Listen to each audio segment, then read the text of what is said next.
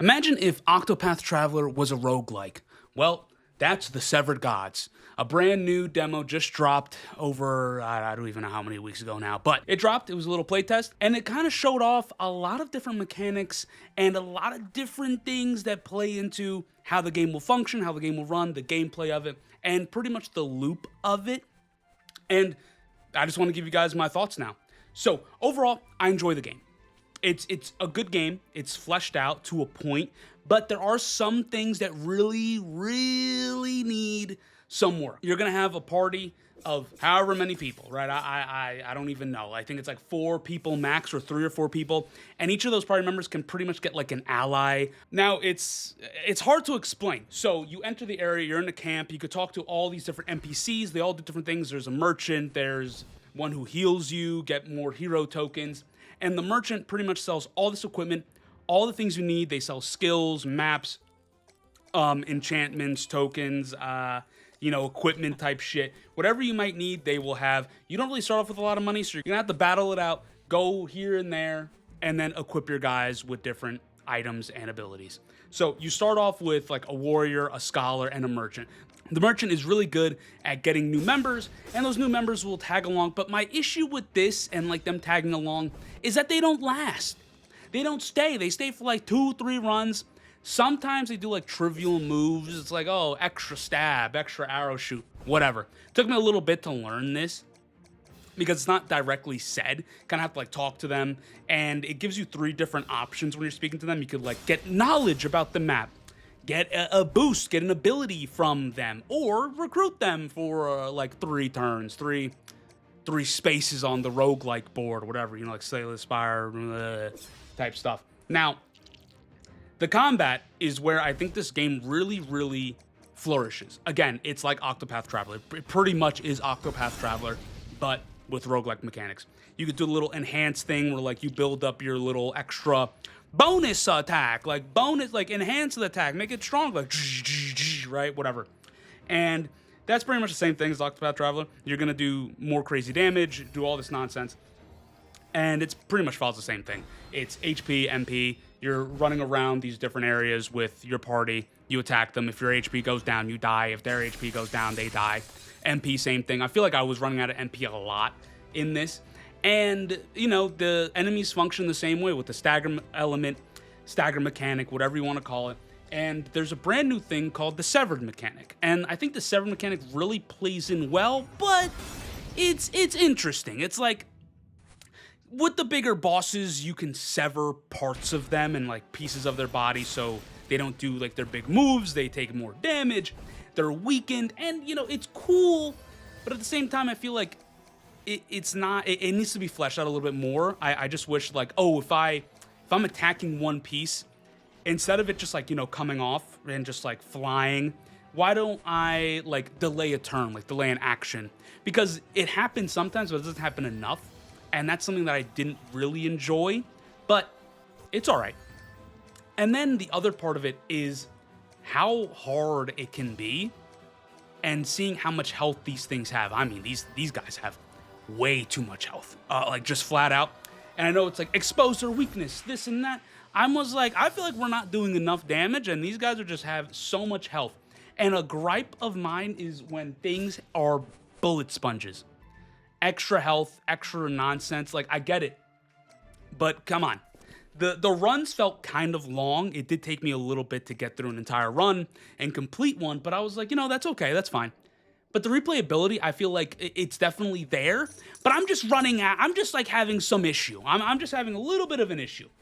The best part for me were the boss fights. I truly think that I truly think that the best part were the boss fights. Everything else was kind of like, it's okay. And then, let's go through it, right? The boss fights, cool. Then they have like these random encounters, like as all roguelites have, you run up into a dungeon, there's lots of money. Are you going to be greedy, take all of it, or you're just going to leave some and all this extra stuff? But now there's like a morality meter with it. It's like virtue and sin. Little did I know, I didn't know what would happen mid-battle. It's like if you're too sinful, you get hit with like status ailments from the heavens, or hell, pretty much. But if you have high virtue, it's like you'll be in the middle of a fight and it's like, the angels decided to come down and heal your party for 15%. Like, what? Hello? Why? And things like that. It's like, oh, the angels decided, the angel fairies decided to come down and, I don't know, stagger all the enemies. I don't know, status ailments all the enemies. And it's like, I'm sure this was explained somewhere that I absolutely just skipped, but you know what? That's on me. It's cool. I like it. It's a cool mechanic, right? Whatever. Hero tokens is the other mechanic where it's like you have 3 charges. You could buy more of them, but you have 3 charges. You could use them for like interacting and talking to people. Like I mentioned, recruiting other members that will join you for a little bit, learning about them and yabba dabba do. Or using hero tokens, I think, in like some events. You know, that's how that works. If a hero goes down, they stay down. That's really it. There isn't really much.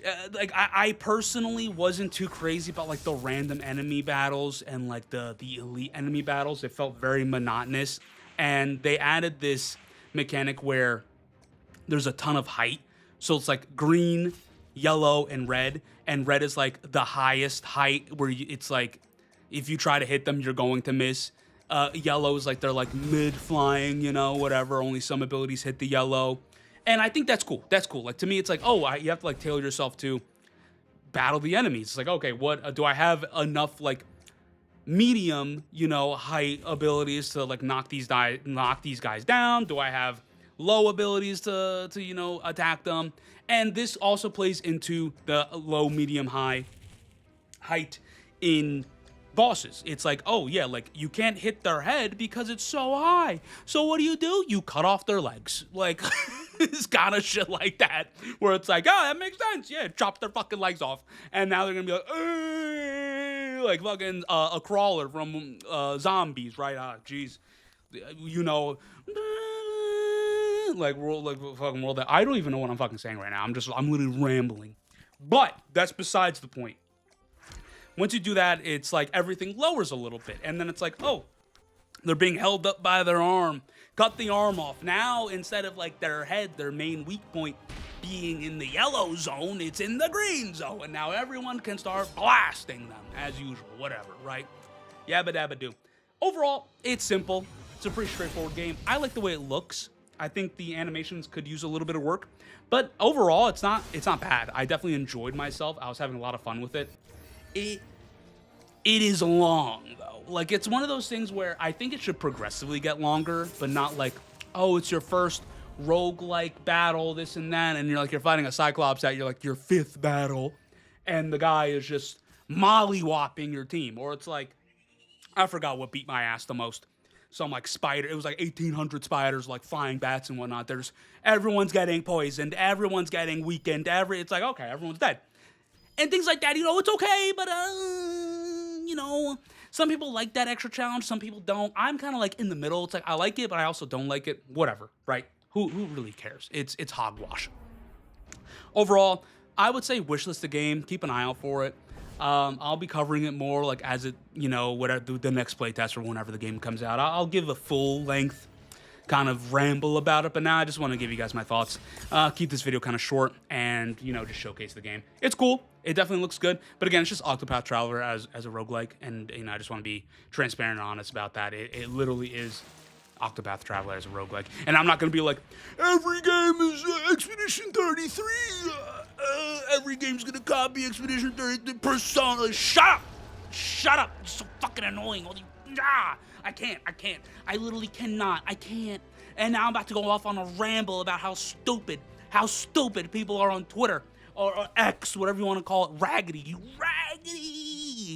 It's ridiculous. You people are literally huffing paint. You have to be. You have to have mold exposed to you. You have to be eating moldy bread to be hallucinating this much on Twitter about, well, every game's copying Expedition 33. Like, well, this has to stop. I'm going crazy. And now, God forbid, so it's like you copy mechanics from one game. That's art. That's literally what has fucking happened. Expedition 33. Oh my God, the reaction mechanic. Play Shadow Hearts, huh? But plug in the PS2 and play fucking Shadow Hearts. You want to talk about that shit? Play Legend of Dragoon, huh? You old. No, actually, I'm old. Okay, you young, raggedy, like, anime PFP dude, relax.